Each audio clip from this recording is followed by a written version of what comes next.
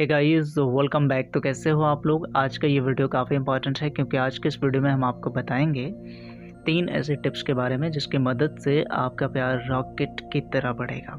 जी हाँ, it is a most important top 3 and special tips to make your relationship more strong. So first tips क्या है उसको हम आपको बताते हैं। फर्स्ट रूल लिख कर रख लो। अगर आप चाहते हो कि आपका प्यार रॉकेट की तरह बूस्ट हो तो मेरा फर्स्ट रूल है डेस्परेट होने से खुद को बचाओ। जितना हो सके खुद को डेस्परेट होने से बचा लो, आपका प्यार रॉकेट की तरह बढ़ेगा। कोई भी नहीं रोक पाएगा। इस दुनिया में सिंगल पर्सन नहीं है जो कि अगर आपने इसे कंट्रोल कर लिया तो आपके प्यार को बढ़ने से रोक सके।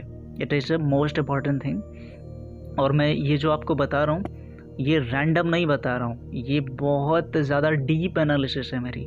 मैंने जितने केसेस सॉल्व किए हैं उनमें से इसे कॉमन निकाला है मैंने। तो डेस्परेट होने से अगर खुद को बचा लेते हो तो फिर तो आप वो जीत जाओगे जो आप चाहते हो। चलो, इसके बेनिफिट तो हम आप समझ लिया हमने। अब डेस्परेट होने का मतलब क्या है, एक्चुअल में कहना क्या चाहते हो ये बता दो हमको। देखो, डेस्परेट होने का शाब्दिक अर्थ है कि किसी एक्शन के रिस्पॉन्ड में जब आप हताश और निराश हो जाते हो, it is called desperate. In case of relationship, अगर आपका पार्टनर कोई एक्ट करता है और या फिर आप एक्ट करते हो और उस एक्ट के रिस्पॉन्ड में आपको ज़्यादा बेहतर रिस्पॉन्ड नहीं मिलता, तो फिर हो ये जाता है कि आप बहुत ज़्यादा हताश, निराश, मायूस हो जाते हो और फिर उसके रिस्पॉन्ड में आप बैक टू बैक एक्टिविटी करते हो। और आपकी ये एक्टिविटी ऐसी होती है कि ये एकदम अंधाधुंध होती है, रुकने का तो नाम ही नहीं लेते हो आप जब कोई भी एक्टिविटी करते हो आपके पार्टनर प्रॉपर रिस्पॉन्ड नहीं दिया, कैसे नहीं दिया, अब आपका माइंड अपोजिट अट्रैक्ट की थ्योरी पर काम करना स्टार्ट कर देता है। जितना ज़्यादा वो भागता है उतना ज़्यादा आप उसके पीछे भागते हो, जितना भागेगा उतना पीछे।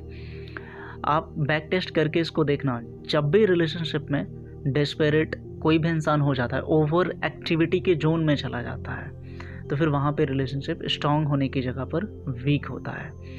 तो इसलिए ओवर एक्टिविटी करने से खुद को बचाओ। अगर आपकी पर्सनालिटी ऐसी है कि आप बहुत ओवर एक्टिविटी करते हो, you have to stop it. अगर इसे नहीं करते हो तो फिर आपको खामियाजा इसका भुगतना पड़ेगा। अब आपको हम बताते हैं सेकेंड पॉइंट के बारे में। Second point is that over possessive. अगर आप रिलेशनशिप में खुद को ओवर पॉजेसिव होने से बचा लेते हो तो फिर आपका प्यार बहुत तेज़ी से बढ़ेगा, यकीन मानो।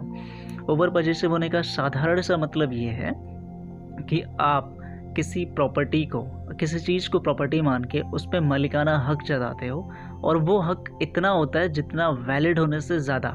यानी कि जब आप ज़रूरत से ज़्यादा हक जताते हो मालिकाना, इट इज़ कॉल्ड ओवर पॉजेसिवनेस।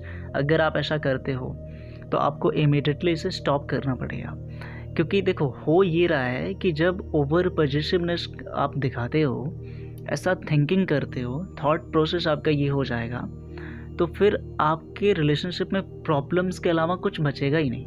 क्योंकि जब ओवर पॉजेसिव होगा तो फिर आपको डाउट बहुत ज़्यादा होगा, आपको जलन बहुत ज़्यादा होगी और इनकी वजह से आप ऐसी चीज़ें करोगे जो आपके रिलेशनशिप की बैंड बजाने के लिए काफ़ी है।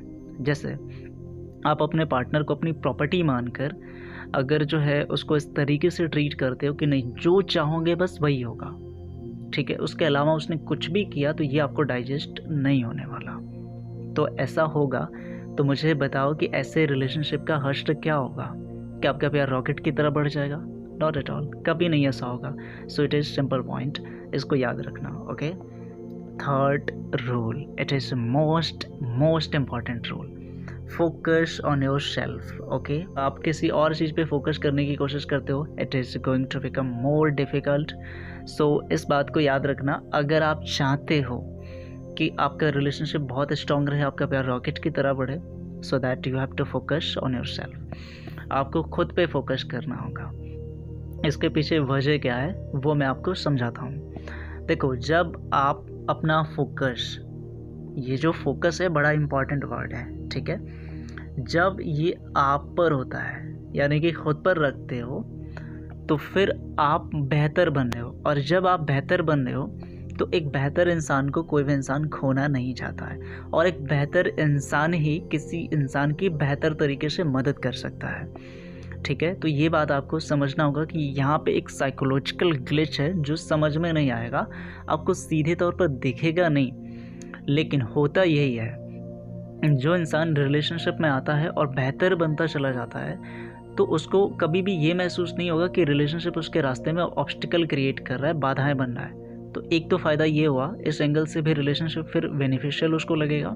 दूसरा, जिसके साथ वो है तो वो इंसान उसको छोड़ना नहीं चाहेगा, क्योंकि वो इंसान बेहतर बन रहा है तो एक बेहतर के साथ ही तो टाइम स्पेंड करना चाहेंगे ना। स्पेशली ये बात मैं लड़कों के लिए कर रहा हूँ, है ना। सोसाइटी के स्ट्रक्चर और माइंडसेट के अकॉर्डिंग अभी बात कर रहा हूँ, क्योंकि आगे आने वाले चेंजेस के अकॉर्डिंग हम ये बात नहीं कर रहे, करंट सिनारियो में बात कर रहे हैं, ठीक है। लेकिन कई ऐसे होते हैं कि रिलेशनशिप में आने के बाद पहले तो बेहतर होते हैं, आने के बाद बदतर हो जाते हैं। अब इससे होता क्या है, एक तो लगता है कि रिलेशनशिप की वजह से सब कुछ हुआ है, लड़की की वजह से या पार्टनर की वजह से हुआ है। पहला तो हम रिलेशनशिप से हमें बहुत ज़्यादा इरिटेशन होने लगता है।